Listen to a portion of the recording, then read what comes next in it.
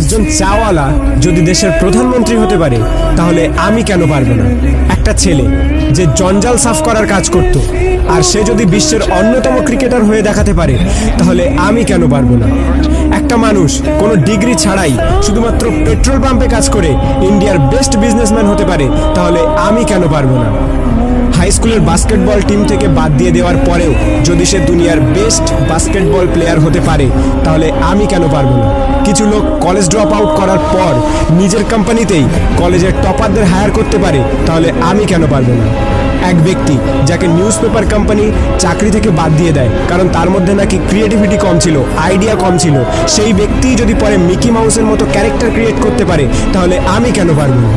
একটা মানুষ যার গার্লফ্রেন্ড তার সাথে ব্রেকআপ করে নেয় এবং তাকে সমস্ত সোশ্যাল সাইট থেকে ব্লক করে দেয়, কিন্তু সেই ব্যক্তি পরে দুনিয়ার সব থেকে বড় সোশ্যাল নেটওয়ার্কিং সাইট ফেসবুক বানিয়ে দিতে পারে তাহলে আমি কেন পারবো না?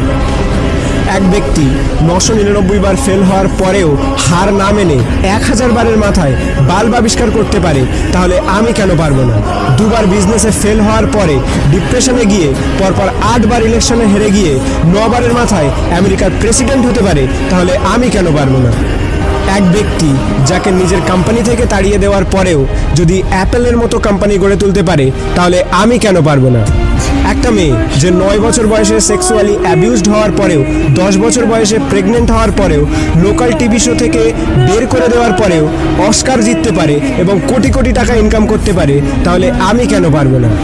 একটা জবলেস মেয়ে যার স্বামী তাকে ডিভোর্স দিয়ে দেয় এবং 3 বছরের বাচ্চাটিকে মানুষ করার দায়িত্ব তার উপরে চলে আসে, ডিপ্রেশনে যাওয়ার পরেও ওয়ার্ল্ডের সব থেকে বিখ্যাত নোভেল সিরিজ অর্থাৎ হ্যারি পটার লিখে ফেলে, যার ফলে সে কোটি কোটি টাকা ইনকাম করছে, তার একদিনের ইনকামে একটি ল্যাম্বরগিনি কেনা যাবে।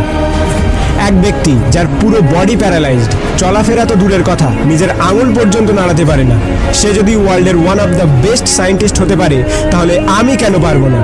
তোমরা সব জিনিসই অ্যাচিভ করতে পারো যেটা তোমরা করতে চাও, যার স্বপ্ন তোমরা দেখো, শুধু তার জন্য একটা আগুন দরকার, একটা স্পার্ক দরকার। নাথিং ইজ ইম্পসিবল, আর এই স্পার্ক তোমাদের নিজেদের মধ্যে আছে। তুমি নিজেই দোষী তোমার ফেল হওয়ার জন্য। এখন তুমি যেখানে আছো সেটা তোমার অতীতের কর্মের ফল, এবং কাল তুমি কোথায় পৌঁছাবে সেটা তোমার আজকের কর্মের ফল হবে। আমার তরফ থেকে সবাইকে অল দ্য বেস্ট।